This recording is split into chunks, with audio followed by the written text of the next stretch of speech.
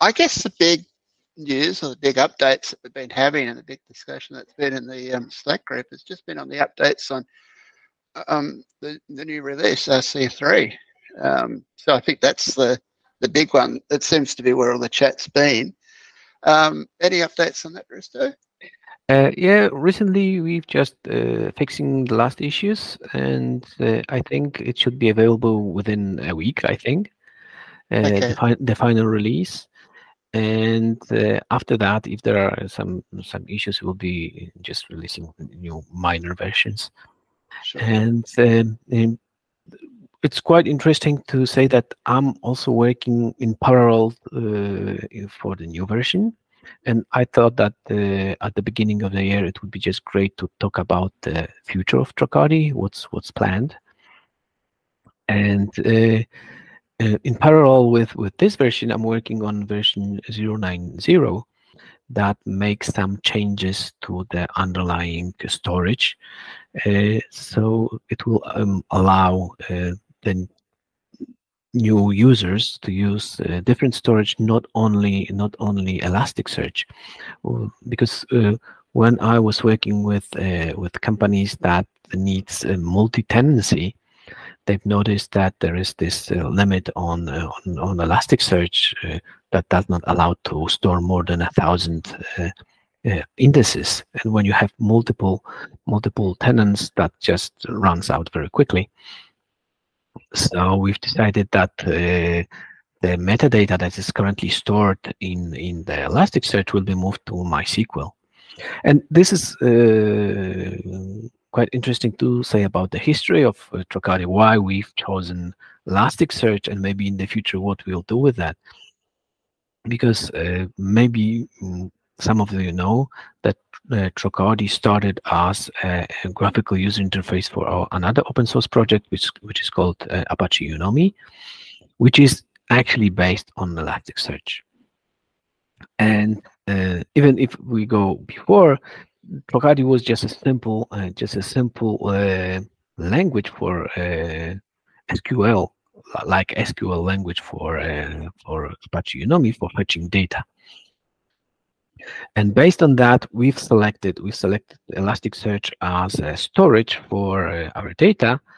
But over time, I see I see a lot of pros, but I see some cons when we've selected this kind of approach, and that's why with the development we started adding Redis and now MySQL, because Elasticsearch is very nice when you collect a lot of immutable data, which is, in case of Tracardi, it's events, right? And we just store events and don't update it. And it's also sessions, but the profile is very mutable, so we always update the profile.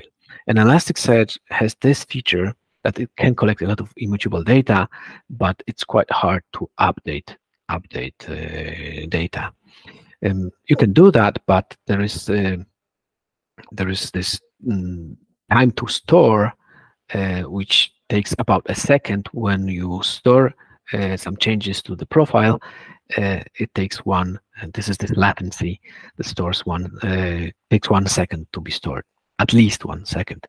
We can shorten this, but then performance fails, and the longer it takes to store some data, the better performance we've got from Elastic. That's why we've put in front of Elastic, we've put Redis, so we store in memory the profiles, so we don't have these issues.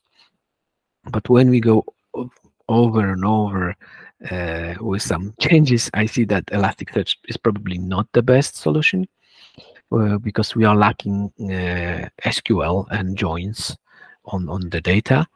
I've even came up with some solution how to solve this joining problem within Elasticsearch, but I think the best way, and this is probably the future of Tracardi, that we will move to some data warehouse solution that has joins, has SQL, and everything on that. And probably with the next version, if we had if you have a lot, enough time, uh, we'll add the availability to add some data warehouse. I've already chosen the one I like, uh, some data warehouse, and on top of that data warehouse, we can run SQLs and we can do analysis, and it has joins and etc. So that probably will be the future of Tracardi. That will be moved to more sophisticated, I would say, and probably easier to use for a lot of us because we know SQL rather than Elasticsearch queries. It will be So easier and easier. so for the future, one of the benefits, in a sense, having Elastic as a document store, is that it is not a structured database. So it's a NoSQL data store. Will data still be persisted in Elasticsearch, or? Uh, at the beginning, yes. Yep. Yes, and but I found a data warehouse that can store JSONs inside the columns, so we still can have this dynamic structure of data in some parts of a profile, but we could also query this data through JSON.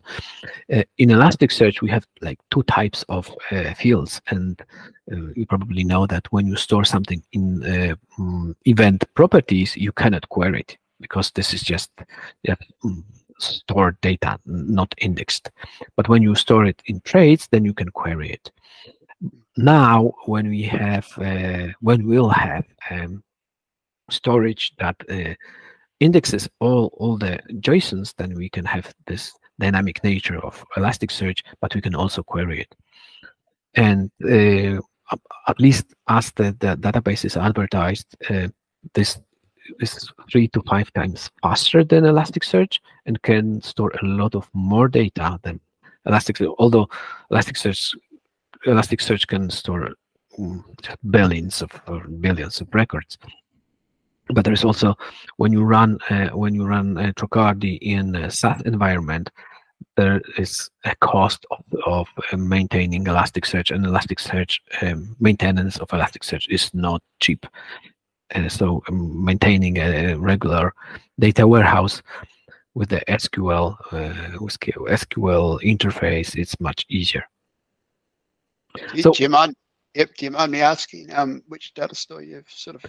Oh, I've selected because, as you probably know, there are the two types of databases and data warehouses. Databases are just known databases as MySQL, Postgres, and Oracle, whatever. And these are row-based databases, so you can easily add and update data. And databases can store like millions of data, but when it's like billions and trillions, and then it's quite hard to aggregate this data on the regular database. And there are data warehouses, and data warehouses store data in a columnar way. It's a columnar databases, so they can store a lot of columns and a lot of rows. They can easily aggregate this data, and they can, but they have like issues with inserting new, not inserting, updating their existing rows. And there's one database that what I've researched, I liked very well. It's called Apache Doris. Apache Doris is an old database, and there is a fork of that called StarRocks that just lives in the middle of the row and columnar database. So basically, it has two types of tables: row-based and column-based. And this is very nice from we need a columnar database, and we also need a database where we can quickly change the data. And what's very interesting in that database is that this database, at least as advertised, can do federated SQLs. Federated SQL is something that you can run an SQL, but the SQL can connect to different databases, get the data, join it, and return it. So that would be just very useful, even when you have data in Tracardi, and then on some point you see, okay, I have some data in MySQL in some other database, then I can run the federated SQL and do analysis without even having the data in Tracardi. So that would be just very nice for analytics, etc.